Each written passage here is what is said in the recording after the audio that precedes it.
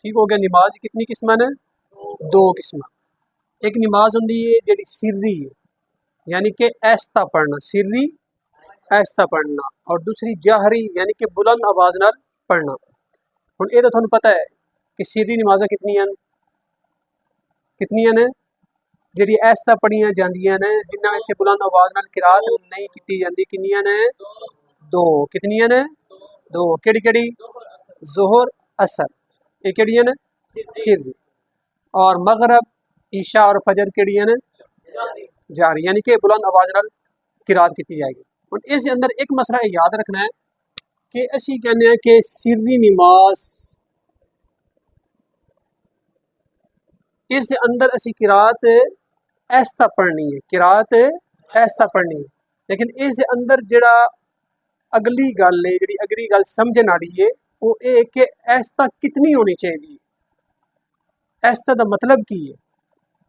सिरी नमाज तो पढ़ रहे हैं लेकिन ऐसा पढ़ रहे हैं, ऐसा का मतलब की है, ये याद रखना है कि ऐसा का मतलब जिस जगह ते भी असी कोई पढ़िए कि तकबीर तहरीमा है या जीवा किया जा रहा है, उस जगह ते भी बिस्मिल्लाह पढ़ी जाती है, अल्लाह अकबर पढ़िया जाता है, वो भी ऐसा किया जाता है।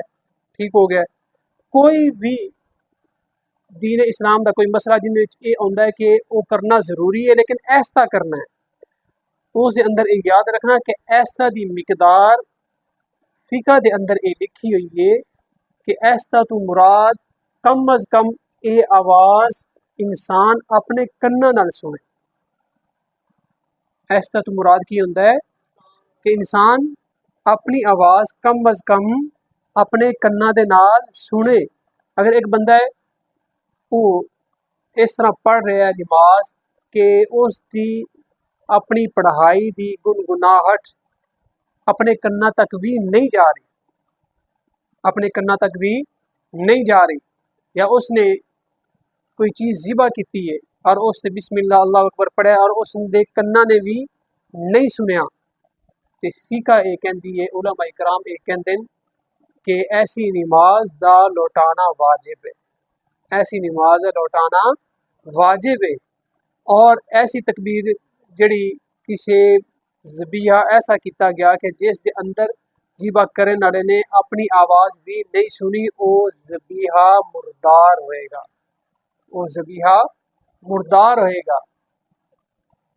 आगे समझ? इस वास्ते ये मसला याद रखना है कि जिस वक्त भी तकबीर पढ़ी जाए, ठीक हो गया, या तकबीर तहरीमा कही जाए या तकबीर नमाज के अंदर किरात की जाए, कि कम अज कम इतनी आवाज़ होवे कि इंसान दे कन्ना नू ये महसूस होवे कि कुछ ना कुछ पढ़िया जा रहा है, कुछ ना कुछ पढ़िया जा रहा है। ये याद रखना है। सिरी का मतलब ये, ठीक हो गया, यानी कि अलहम्द शरीफ असी पढ़ रहे हैं तो साडे कन्ना तक आवाज़ गुनगुनाहट जानी चाहिए कि कुछ ना कुछ पढ़िया जा रहा है। और इसका बड़ा फायदा ये होएगा, बहुत सारे लोग ये कहते हैं कि असी नमाज पढ़ते हैं लेकिन नमाज के अंदर साडा ख्याल नहीं रहिंदा, नमाज पढ़ते हैं लेकिन साडा ख्याल नहीं रहिंदा।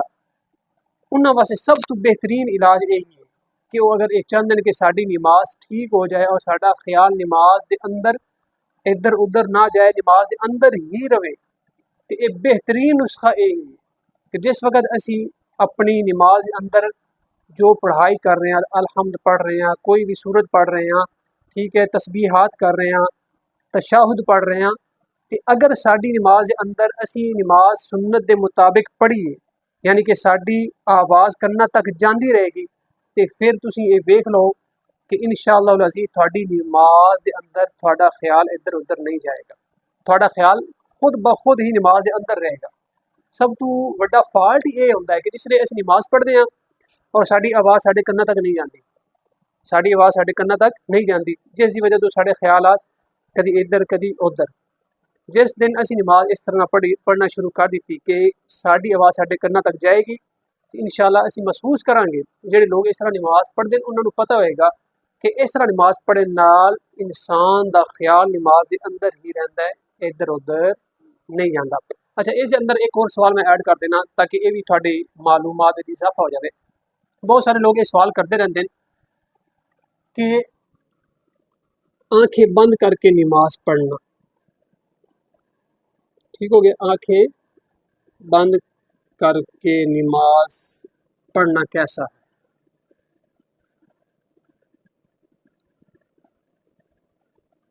ठीक हो गया। ये सवाल आम तौर पे लोग पूछते हैं। इसके अंदर याद रखना दो चीज़ां जो शरीयत के अंदर